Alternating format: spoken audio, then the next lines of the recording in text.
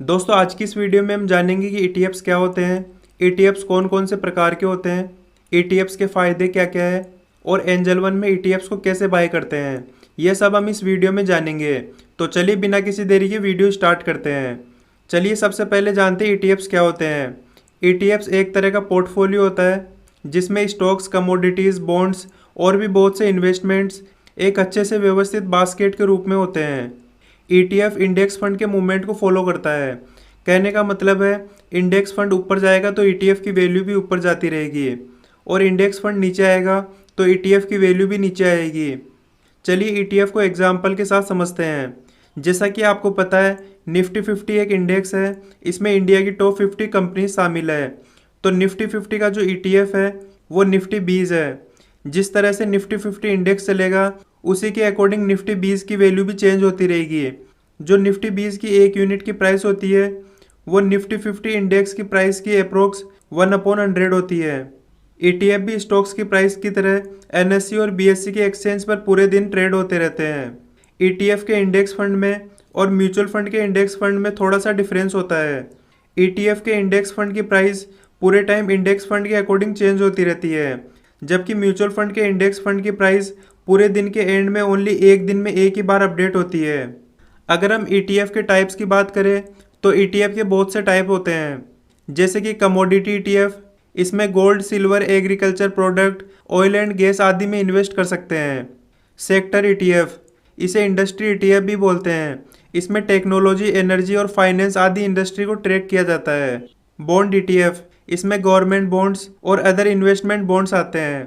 Currency ETF, इसमें foreign currencies जैसे कि यूरो, डॉलर, इनमें आप इन्वेस्ट कर सकते हो। ग्लोबल इंडेक्स ETF, अगर इसके एग्जाम्पल की बात करें तो S&P 500 इसका एक एग्जाम्पल है।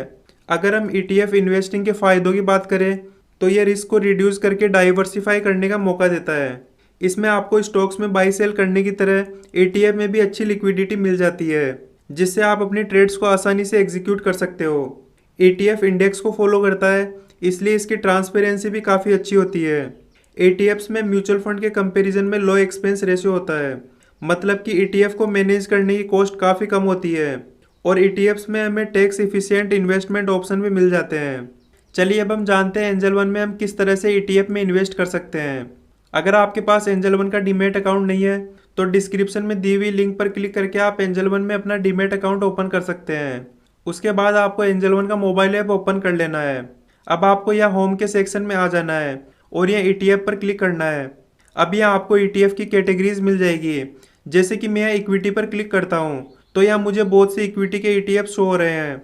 मैं यहाँ निफ्टी 20 पर क्लिक करता हूँ। यहाँ 1 year, 3 year, 5 year and all पर क्लिक करके आप निफ्टी 20 के रिटर्न्स देख सकते हो। यहाँ 52 वीक हाई और लो चेक कर सकते हो। यहाँ चार्ट्स पर क्लिक करके आप चार्ट्स देख सकते हो। अब यहाँ पर क्लिक करके आपको बैक आ जाना है। अब यहाँ स्क्रॉल करके नीचे आ जाना है। यहाँ अबाउट फंड में पूरी डिटेल्स दी हुई है। यहाँ फंड का नाम, AUM, फाउंडेड ईयर, रिस्क और यहाँ मैनेजर का नाम बताया हुआ है। अब यहाँ की मैट्रिक्स में एक्सपेंस रेशियो, INAV और ट्रैकिंग एरर बताया हुआ है। यहाँ आई बटन पर क्लिक करके आप और भी डिटेल्स रीड कर सकते हैं, जैसे कि एक्सपेंस रेशियो, फंड मैनेजर की फीस और इन्वेस्टमेंट को मैनेज करने की कॉस्ट होती है। इसमें और भी फीस शामिल होती है जिसे आप यहाँ से रीड कर सकते हैं। यहाँ INAV का मतलब बताया हुआ है।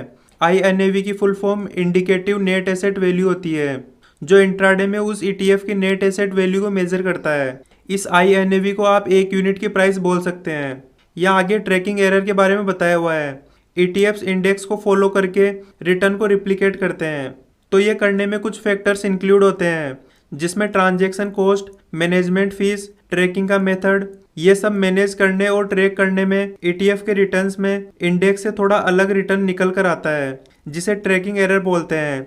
कोई भी ETF बाई करने से पहले आपको ट्रैकिंग एरर को हमेशा चेक करना है। ट्रैकिंग एरर जितना कम होगा रिटर्न्स उतने ही ज़्यादा एक्यूरेट मिलेंगे। अब यहाँ से आप वेटेज देख सकते हो और यहाँ नीचे सिमिलर ETF मिल जाएंगे। अब यहाँ जैसे ही आप बाई पर क्लिक करोगे तो यहाँ आपको दो ऑप्शन मिलेंगे, वन टाइम और SIP। वन टाइम पर क्लिक करके आप जितना चाहे उतना लमसम अमाउंट इन्वेस्ट कर सकते हैं। जैसे कि यहाँ निफ्टी 20 की INAV प्राइस 260 रुपये 65 पैसे है। यहाँ से आप जितनी चाहे उतनी क्वांटिटी बाई कर सकते हो। अगर आप SIP करना चाहते हो तो यहाँ पर दो तरीके से SIP कर सकते हैं। फर्स्ट क्वांटिटी के अकॉर्डिंग और सेकंड अमाउंट के अकॉर्डिंग।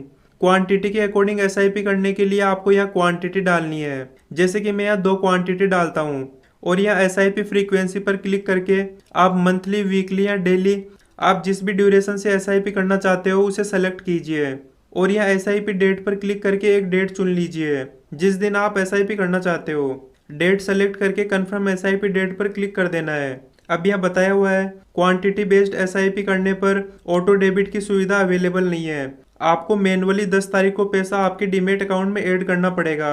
या प्रोसीड पर क्लिक करके कन्फर्म पर क्लिक करोगे तो आपकी ईटीएफ एसआईपी एक्टिव हो जाएगी। चलिए अब हम अमाउंट बेस्ड एसआईपी करते हैं। जैसे कि मैं यहाँ 1000 रुपये का एसआईपी अमाउंट रखना चाहूँगा और एसआईपी डेट सेलेक्ट करके प्रोसीड पर क्लिक करके कंफर्म कर देना है। अब यहाँ आपकी एसआईपी क्रिएट हो चुकी है। अब यहाँ सेटअप बैंक मैंडेट करना है। बैंक मैंडेट सेटअप करने से पैसा डायरेक्ट आपके बैंक अकाउंट से उस फिक्स एसआईपी डेट को हर मंथ पैसा कट होता रहेगा। यहाँ सेटअप बैंक मैंडेट पर क्लिक करना है और यहाँ क्रिएट न्यू बैंक मैंडेट पर क्लिक करना है। उसके बाद आप यहाँ से किसी भी एक मेथड को सेलेक्ट करके बैंक डिटेल्स फिल करके मैंडेट को सेटअप कर सकते हैं। तो दोस्तों ये था आज का वीडियो। अगर आपको ये वीडियो हेल्पफुल लगा हो तो इस वीडियो को लाइक कीजिए।